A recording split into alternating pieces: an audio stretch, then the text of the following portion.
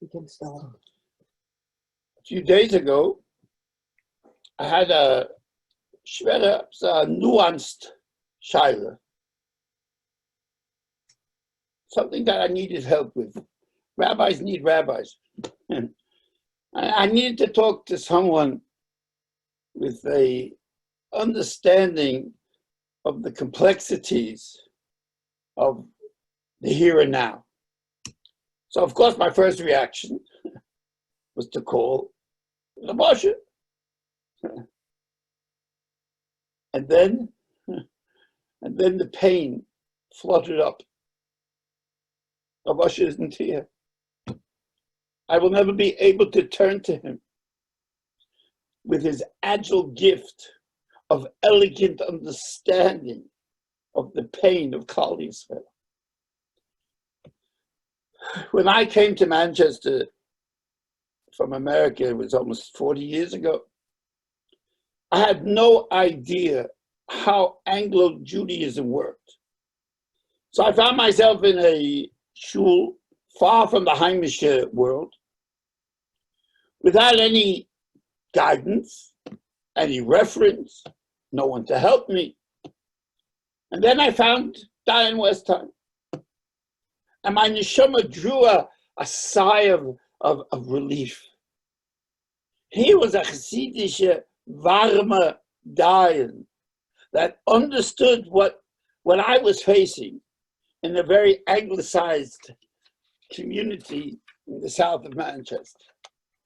And this connection was forged by the Dayan Zechron Lebruch's outside love for all Yidden. He didn't have to prove himself. He was the real thing. His warmth, his humility, his empathy was the stuff of unsung heroes. There was never a question he wouldn't answer, nor a Yid that he wouldn't help. And his outstanding work in Kashrus put Manchester on the Heimische world map. His name on a product was synonymous of the highest degree of Kashrus, coupled with the Kiddush Hashem that he created when he was working with manufacturers that had never even seen a Heimische Rov before. So in time, I had the opportunity to see this gift, this chain that he had in his interactions with those who weren't from our community.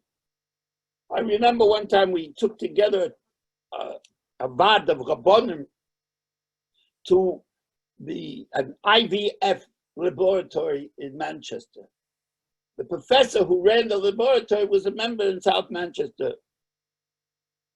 And the Dayan's total knowledge of what was involved actually blindsided the leading professor. He was dumbfounded. Where did this man get this information? How did he? He was Dayan Westheim. I've had a lot of discussions with top doctors in all sorts of areas of medical ethics. And time and again, the Dayan Zechron Lebruch's name came up as the go-to rabbi that every one of them knew. And yet, the Dayan carried this with such grace, such sweetness. He astounded us all with his breadth of knowledge and his compassion for Klal Yisrael, which cloaked in his natural self-effacing personality. He was Taka, truly a rabbi's rabbi, giving others honor while his knowledge opened up creative wellsprings of Torah genius. I remember once schmoozing with him, to sit with him and talk, it was like unbelievable. So he told me, it can't be more than several months ago, he told me, our job, meaning the Rabbonim today, our job is to do a toiva for other Yidden. That's the job. That's the driving force, to do toivas for Yidden. Now, some time ago, must be over a year, maybe two, I was asked to speak at the Malava Malka, which is held to support the base mentorship of the Aguda, where the Dayan was the Rav. And this Yid, this Gadol of Torah, sat there with such shrinking humility. It was as if everything I said about his being a caring Rav actually pierced his shield of modesty. He didn't want to talk to it. So, I sensed a shudder of his embarrassment. But I was only speaking the truth. His core of humbleness didn't believe its own truth.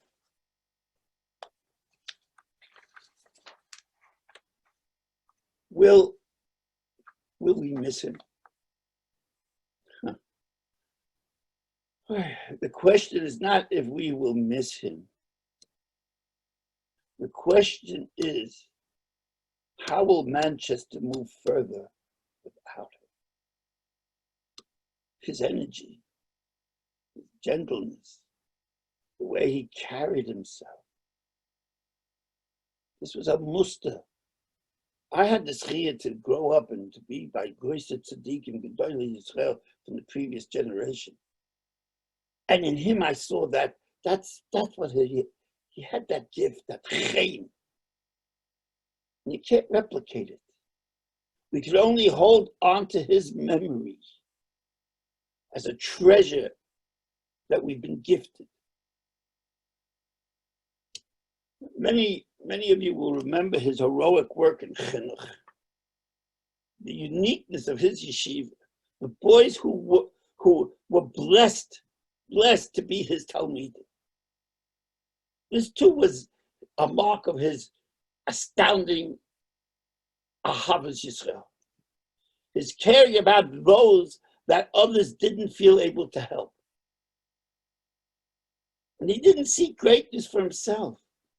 Rather, he mined the deep flow of kedusha of each of his talmidim and sought to lift them up, and lift them up he did. The Dayan left behind a grieving city. But more than that, he's left behind a bereft family. The Rebbetzin and her children need so much chizik at this time. Their loss is even more astounding in that the Dayan couldn't have the Levaya, the children, the Shiva, that would have brought a great measure of chizik to the family, to the cloud. We can't ask questions. This is where we are. Silently, he slipped away, and before we knew it, look.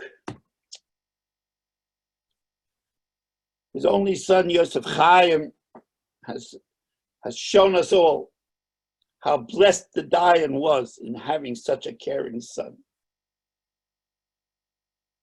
I speak today because his son has asked me to.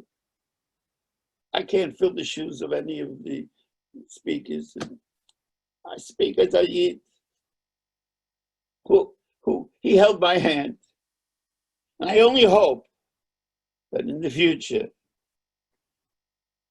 Yosef Chaim, the rest of the family, especially the Rebbetzin, should be spared any further pain and sorrow.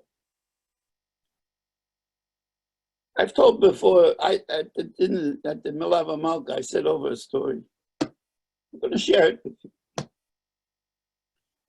The Heilige Kotzke Rebbe had a close friend, the Ztzl Vurke. The Vurke Rebbe was the Badichever Rebbe of Poland.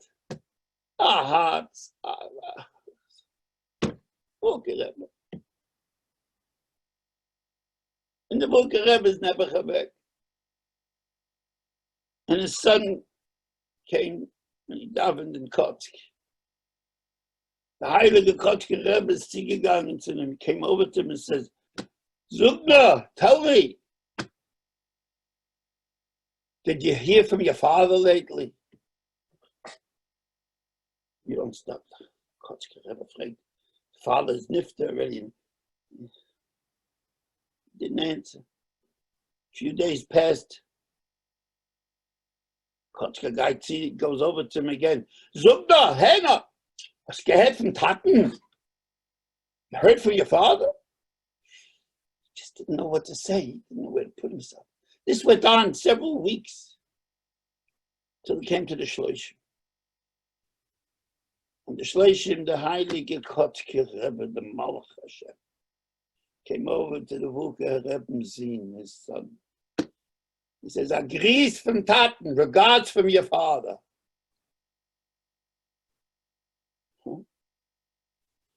He said, I have been looking for your father in the Shemayim, in the Himmel, since he was nifter. I went up to the Heichel from Moshe Rabbeinu. I went to the Heichel from the Ufas HaKadoshim. I went to this Heichel, that Heichel. Every place I went, I asked the Meluchim, wie is my Chava, wie is the Wulke Rebbe? Where is he? Where is he? Finally, last night, Chagishveit in the Himmel, I was looking. And a Malach came over and said, look down over there. In the far distance, there's an ocean. You'll find the Wulke Rebbe standing there. Go, that's where he is. So Taka went, and I see the Heilige Wulke Rebbe leaning on his walking stick. He's standing at the beach head of a huge ocean of waves slashing up against the beach, and he's standing there. I went over to him. I said, Yitzhak, what are you doing here? He says, Mendel, do you know what this ocean is? This is an ocean of Yiddish Tränen. Every tear that a Jew lets fall is brought up to Shemayim and is let in this ocean. And the waves are high. The pain is great. The gullus is dark. And I took upon myself, said the Wulke Rebbe, I will not move from this ocean of tears till the Mashiach is coming. And the Eibishter will have Rachmunus on his children. Moire v'Rabosai, liebe euch, that the Wulke Rebbe steigt nicht allein, he's not alone. Because on his right side is into the Rabosha. And he counts the tears. And he's there for us. He's there for the mishpacha. He's there for the loved ones. He's there for every neshama that he touched. And every neshama that touched him and they don't even know about it. He'll stand there. Bis the Mashiach hat kimmen. Soll sein bekurim mamish. This great tzaddik is standing there. He's looking over our tears. And I hope and I pray, ich bin keine nicht. Aber ich hoffe, dass unsere Werte and the chizik that we're all trying to share will bring strength to the mishpacha and to the whole shtut, the zerrissene, zerbrochene shtut of Manchester. So that I wish to help in the Mashiach so Kim and Bekur of Manchester.